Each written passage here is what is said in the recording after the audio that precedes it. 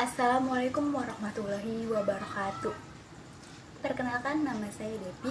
Di sini saya akan membahas tentang analisis kausa. Baiklah, langsung saja kita ke materinya. Analisis kausa. Kausa dapat dianalisis berdasarkan 3 dasar, yaitu yang pertama, berdasarkan fungsi unsur-unsurnya. Yang kedua, berdasarkan kata atau frasa yang menjadi unsurnya. Yang ketiga, berdasarkan makna unsur-unsurnya. Yang pertama, analisis kausa berdasarkan fungsi unsur-unsurnya. Sebuah kausa terdiri dari unsur-unsur fungsional yang di sini disebut dengan subjek, predikat, objek, pelengkap, dan keterangan. Kelima unsur tadi memang tidak selalu bersama-sama dalam satu klausa. Kadang-kadang hanya terdiri dari subjek dan predikat saja, atau juga hanya terdiri dari subjek, predikat, dan objek, atau kadang-kadang terdiri dari subjek, predikat, objek, dan keterangan, atau kadang-kadang terdiri dari subjek, predikat, pelengkap, dan keterangan, atau hanya terdiri dari predikat saja. Unsur fungsional yang cenderung selalu ada yaitu predikat, dan unsur-unsur yang lainnya mungkin ada dan juga mungkin tidak ada. Baiklah, langsung saja kita membahas tentang subjek dan predikat. Di sini ada sebuah contoh-contoh kalimat. Kalimat yang pertama, ibu tidak berlari-lari. Nah, unsur ibu menempati fungsi subjek dan tidak berlari-lari menempati fungsi predikat. Contoh kalimat kedua, badannya sangat lemah. Unsur badannya menempati fungsi subjek dan sangat lemah menempati fungsi predikat. Berdasarkan strukturnya, subjek dan predikat dapat dipertukarkan tempatnya. Maksudnya, subjek mungkin terletak di muka predikat dan sebaliknya. Predikat dapat terletak di muka subjek. Contohnya pada seperti kalimat tadi, tidak berlari-lari ibu. Tidak berlari-lari menempati fungsi predikat dan unsur ibu menempati fungsi subjek. Kalimat kedua, sangat lemah badannya. Sangat lemah menempati fungsi predikat dan badannya menempati fungsi subjek. Selanjutnya kita bahas tentang objek dan pelengkap. Predikat mungkin saja terdiri dari golongan kata verbal transitif atau mungkin juga terdiri dari golongan kata verbal intransitif, dan mungkin pula terdiri dari kata golongan-golongan yang lainnya. Dan apabila predikat terdiri dari kata golongan transitif, maka diperlukan objek yang mengikuti predikat itu. Misalnya dalam kalimat berikut ini, pemerintah akan menyelenggarakan pesta seni. Nah, dalam kalimat tadi terdiri dari 3 unsur fungsional, yaitu pemerintah sebagai subjek, akan menyelenggarakan sebagai predikat, dan pesta seni sebagai objeknya. Objek selalu terletak di belakang predikat yang terdiri dari kata verbal transitif. Karena P terdiri dari kata verbal transitif, maka klausa itu dapat diubah menjadi klausa pasif. Contohnya seperti kata berikut ini, pesta seni akan diselenggarakan oleh pemerintah. Nah, Unsur pesta seni ini menduduki fungsi subjek, akan diselenggarakan menduduki fungsi predikat. Dan apabila klausa aktif kemudian menjadi klausa pasif, kata atau frasa yang tadinya menduduki fungsi objek telah berubah menjadi menduduki fungsi subjek. Berikut ini adalah contoh-contoh yang lainnya. Kalimat pertama, lembaga itu menerbitkan majalah sastra. Yang kedua, tokonya menjual obat-obatan. Yang ketiga, pasukan pengibar bendera merah putih mengibarkan bendera merah putih. Pasukan bendera merah putih. Pasukan pengibar bendera mengibarkan bendera merah putih. Kalimat keempat, ayah sedang menulis surat. Kalimat kelima, para petani sedang mengerjakan sawahnya. Dalam kalimat-kalimat di atas yang menjadi objeknya adalah majalah sastra, obat-obatan, bendera merah putih, surat, dan sawahnya. Nah, dalam klausa kalimat-kalimat yang tadi terdapat predikat yang merupakan kata verbal berbentuk men, yaitu menerbitkan, mengibarkan, menulis, dan mengerjakan. Boleh dikatakan semua kata verbal transitif berbentuk men. Tetapi ada beberapa kata verbal transitif yang tidak berbentuk men, yaitu kata makan, minum, minta, dan mohon.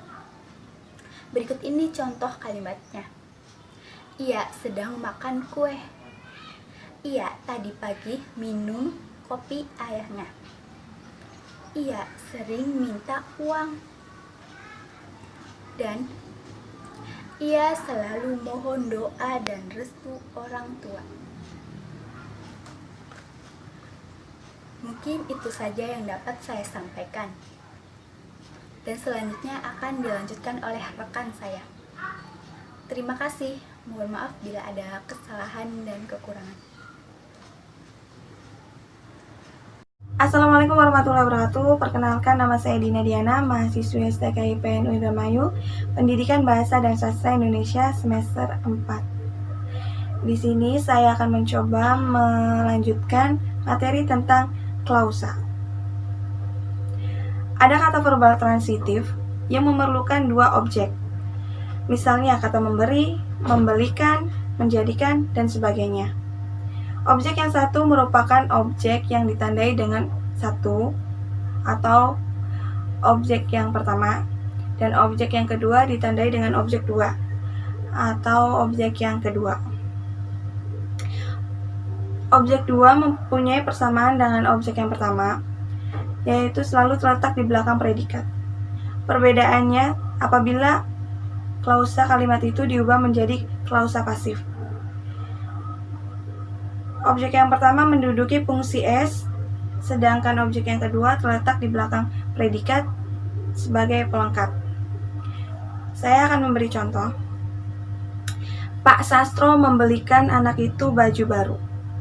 Di sini Pak Sastro sebagai subjek, membelikan sebagai predikat, dan anak itu sebagai objek yang pertama, baju baru sebagai objek yang kedua. Kalau kalimat ini diubah menjadi kalimat pasif atau klausa pasif, yaitu berbunyi, anak itu dibelikan Pak Sastro baju baru. Anak itu sebagai subjek, dibelikan sebagai predikat, Pak Sastro sebagai objek yang pertama, dan baju baru sebagai objek yang kedua. Lanjut. Selanjutnya ada pelengkap. Pelengkap mempunyai persamaan dengan objek, baik objek yang pertama maupun objek yang kedua, yaitu selalu terletak di belakang predikat. Perbedaannya ialah objek selalu terdapat dalam klausa yang dapat dipasifkan, Sedangkan pelengkap terdapat dalam klausa yang tidak dapat diubah menjadi bentuk pasif, atau mungkin juga terdapat dalam klausa pasif. Misalnya, orang itu selalu berbuat kebaikan. Orang itu sebagai subjek, berbuat sebagai predikat, kebaikan sebagai pelengkap. Di sini berbuat sebagai predikat adalah verbal intransitif atau tidak dapat diubah menjadi klausa pasif. Yang selanjutnya ada keterangan.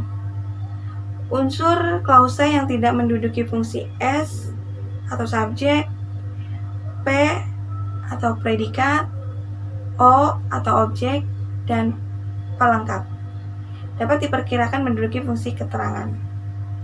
Berbeda dengan objek dan pelengkap yang sebelumnya itu selalu terletak di belakang predikat. Dalam suatu klausa keterangan, pada umumnya mempunyai letak yang bebas, artinya dapat terletak di depan S, di depan P, atau dapat terletak di antara S dan P, dan dapat juga terletak di belakang sekali. Hanya saja sudah tentu tidak mungkin terletak di antara P dan O, dan di antara P dan pel, karena O dan pel atau pelengkap boleh dikatakan selalu menduduki tempat yang langsung di belakang P. Setidaknya mempunyai kecenderungan demikian. Misalnya, akibat taufan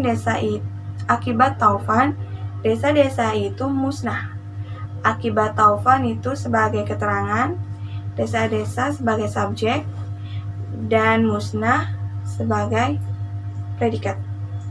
Unsur keterangan itu bisa dipindahkan ke belakang SP atau dipindahkan ke antara S dan P, yang akan berbunyi sebagai berikut. Desa-desa itu musnah akibat taufan. Desa-desa sebagai subjek, musnah sebagai predikat, dan akibat taufan sebagai keterangan. Nah, di sini kan keterangan di depan, di belakang S dan P. Yang selanjutnya ada desa-desa itu akibat taufan musnah. Desa-desa sebagai subjek, akibat taufan sebagai keterangan, dan musnah sebagai predikat. Nah, di sini kan keterangan di tengah-tengah antara S dan P. Selanjutnya, akan tetapi apabila ada unsur objek atau pelengkap, maka unsur keterangan itu tidak dapat dipindahkan ke tempat di antara P dan O atau pelengkap, kecuali apabila objek itu terdiri dari frase yang panjang. Misalnya, Wiradinata membersihkan kacamatanya dengan selampai putih. Wiradinata sebagai subjek, membersihkan sebagai predikat, kacamatanya sebagai objek, dengan selampai putih sebagai keterangan. Atau juga dapat dipindahkan subjek, predikat, dan ke tempat di antara subjek dan predikat. Maksudnya, kalimat yang tadi bisa keterangannya bisa dipindahkan antara S dan P, atau dipindahkan S dan P. Bunyinya sebagai berikut. Dengan selampai putih, Wiradinata membersihkan kacamatanya. Dengan selampai putih, itu kan sebagai keterangan. Wiradinata sebagai subjek, membersihkan sebagai predikat, kacamatanya sebagai objek. Nah, di sini keterangannya itu dipindahkan di depan S dan P. Selanjutnya, Wiradinata dengan selampai putih membersihkan kacamatanya. Wiradinata itu sebagai subjek, dengan selampai putih itu sebagai keterangan, membersihkan sebagai predikat, kacamatanya sebagai objek. Nah, di sini keterangannya itu di antara S dan P. Oke, baiklah. Demikian penjelasan, lanjutan penjelasan tentang klausa dari saya. Lebih dan kurangnya saya mohon maaf. Wabillahi taufiq wal hidayah. Wassalamualaikum warahmatullahi wabarakatuh. Assalamualaikum warahmatullahi wabarakatuh. Saya Elisa dari Prodi PWC 4A. Di sini saya akan memenuhi tugas mata kuliah sintaksis, yaitu menjelaskan tentang unsur-unsur klausa. Di sini saya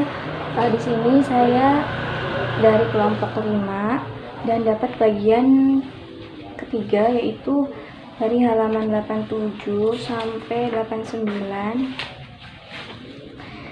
yang menjelaskan tentang analisis klausa berdasarkan kategori kata atau frase yang menjadi unsurnya.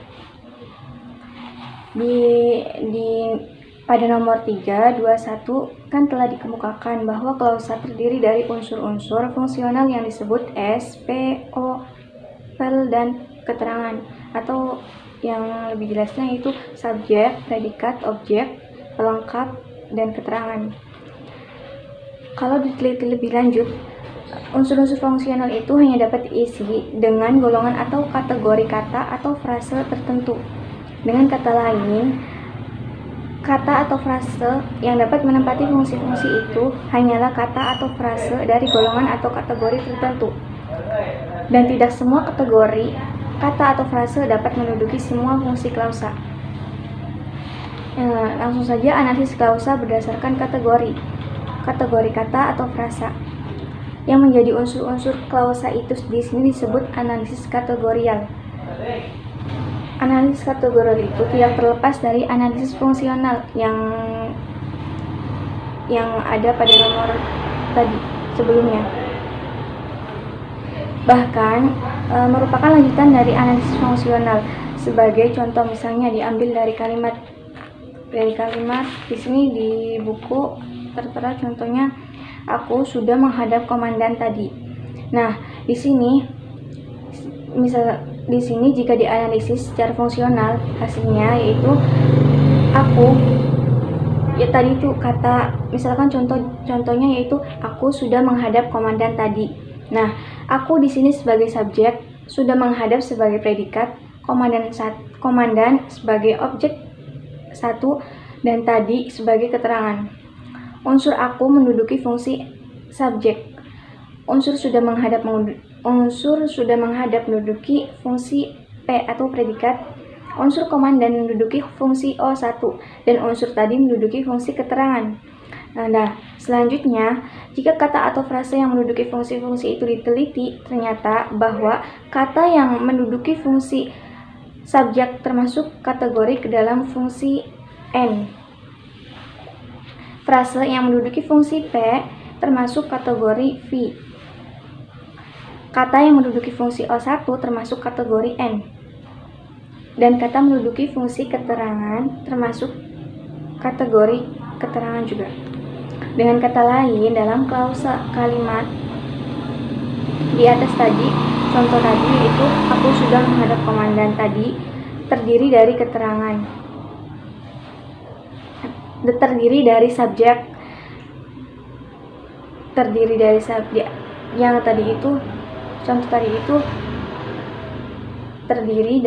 subjek terdiri dari N1, N, predikat terdiri dari V, O1 terdiri dari N, dan keterangan terdiri dari keterangan. Jadi, jika klausa itu dianalisis secara fungsional dan kategorial, hasilnya yaitu seperti ini. Aku sudah menghadap komandan tadi. Aku sebagai subjek terdiri dari N, sudah menghadap, predikat terdiri dari V, komandan terdiri dari O1 yaitu N, dan keterangan terdiri dari keterangan juga. Dari pengamatan terhadap bahasa Indonesia dapat disimpulkan bahwa subjek selalu terdiri dari kata atau frase yang termasuk kategori N. Misalnya contoh lainnya yaitu seorang laki-laki berdiri di dalam kereta. Tukang pelat itu berhenti sebentar. Kami keluar ke bagian lain. Anakku didudukannya di meja. Pertemuanku dengan Francine berlangsung dengan baik. Hal itu sungguh tidak menyenangkan. 2 macam masakan Indonesia melengkapi pesta itu. Nah, dalam pidato-pidato, baik di radio maupun di TV, dan juga dalam pertemuan-pertemuan, kadang dijumpai kalimat sebagai berikut nih. Misalkan, tentang berita itu belum disiarkan secara resmi oleh pemerintah. jadi masih non formal. Nah, selanjutnya tentang masalah itu belum dibicarakan dalam rapat. Yang selanjutnya mengenai rumahnya belum diketahui teman-temannya. Yang terakhir mengenai harga bahan makanan dan pakaian tetap stabil. Kata tentang dan mengenai termasuk golongan D, sehingga frase tentang berita itu, tentang masalah itu, mengenai rumahnya, dan mengenai harga bahan makanan dan pakaian dapat disimpulkan golongan FD. Nah, jadi dari kalimat-kalimat tadi yang contoh tadi yang telah disebutkan tadi, dapat diambil kesimpulan bahwa ada S atau subjek yang terdiri dari FD karena frase-frase tentang berita itu, tentang masalah itu, mengenai rumahnya, dan mengenai harga bahan makanan dan pakaian dalam kalimat-kalimat contoh yang tadi sudah disebutkan menduduki fungsi S atau subjek. Nah, kalau kalimat-kalimat yang contoh tadi juga yang tadi baru disebutkan merupakan kalimat yang terterima, mungkin dapat dibuat kesimpulan seperti di atas. Tetapi mungkin pula dijelaskan bahwa ada pemakaian kata tentang dan mengenai yang lain. Selain sebagai kata depan, sebagian dari informan kami ada yang dapat menerima kalimat-kalimat itu sebagai kalimat yang terterima. Tetapi sebagian yang lain tidak atau mungkin belum dapat menerimanya sebagai kalimat yang terterima. Jelasnya kalimat-kalimat dari contoh tadi tidak atau belum merupakan common core. Artinya belum secara bulat diterima oleh seluruh pemakai bahasa dalam hal ini oleh informan-informannya dapat disimpulkan kami bahwa sebagai subjek selalu terdiri dari kata atau frase yang termasuk kategori N. Kiranya dapat diterima.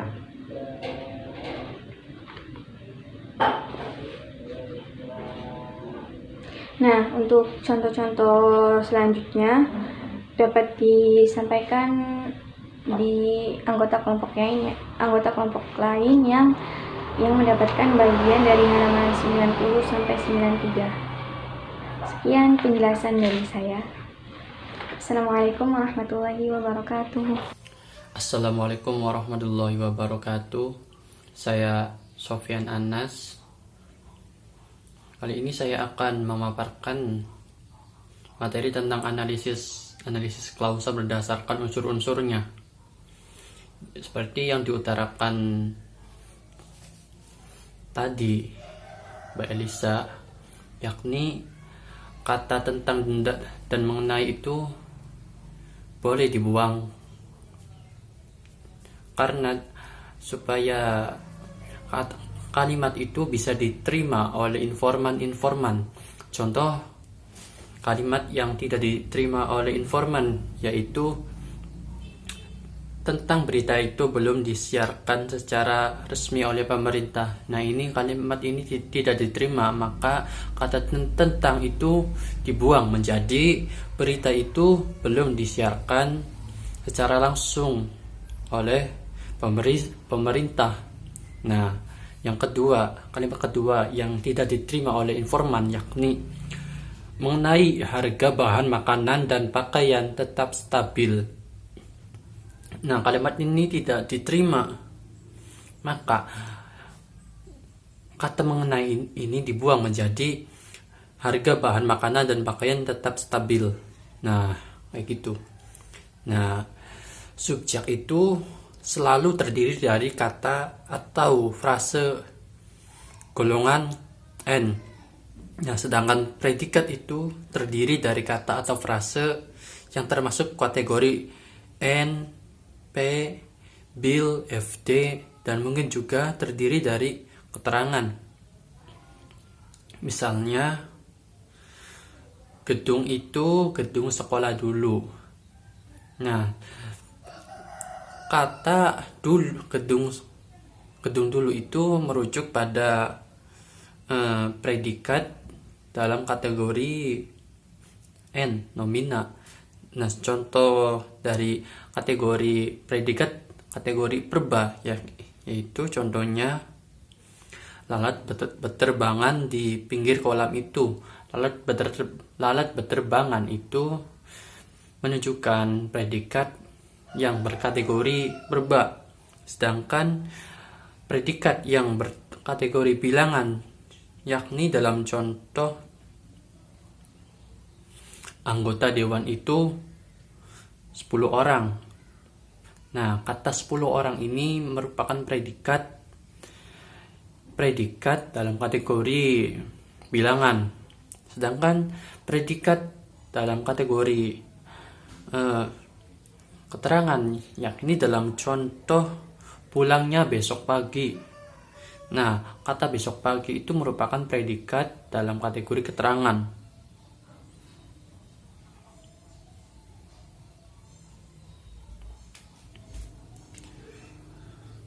Nah, sedangkan objek atau O itu selalu terdiri dari kata atau frase yang termasuk golongan N. Contohnya, seorang laki-laki menyambut tubuh anakku.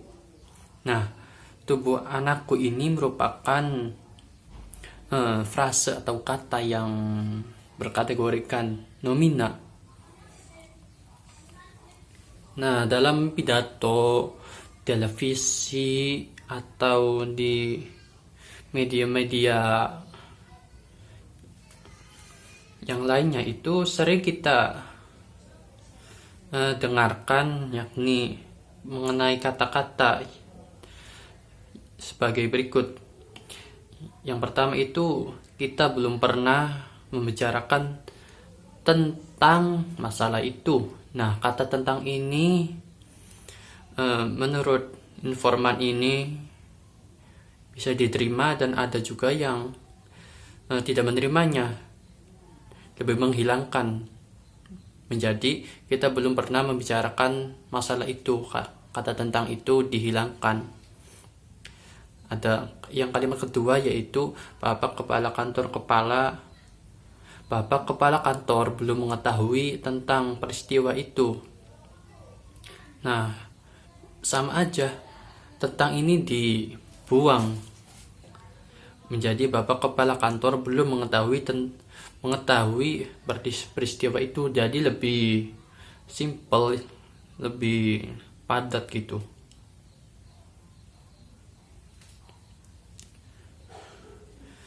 Selanjutnya yaitu pelengkap.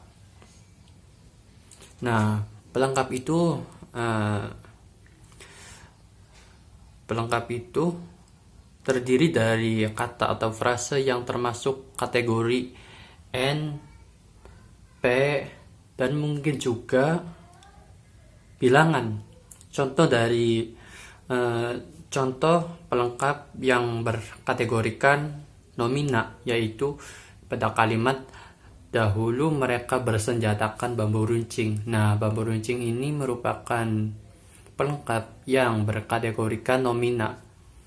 Lanjut, pelengkap yang berkategorikan perba, contohnya yaitu anak itu sedang belajar berjalan. Anak itu sedang belajar berjalan. Nah, kata berjalan ini merupakan pelengkap berkategorikan perba atau kata kerja.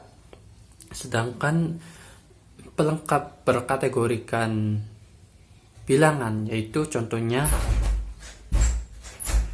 harimaunya bertambah 1. Nah, kata 1 ini merupakan pelengkap berkategorikan bilangan. Selanjutnya yaitu keterangan. Nah, keterangan atau disingkatnya itu ket itu terdiri dari frase atau kata yang termasuk kategori ket juga, dan mungkin juga terdiri FD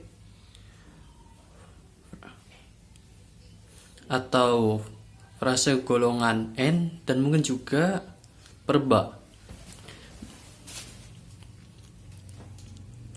Contoh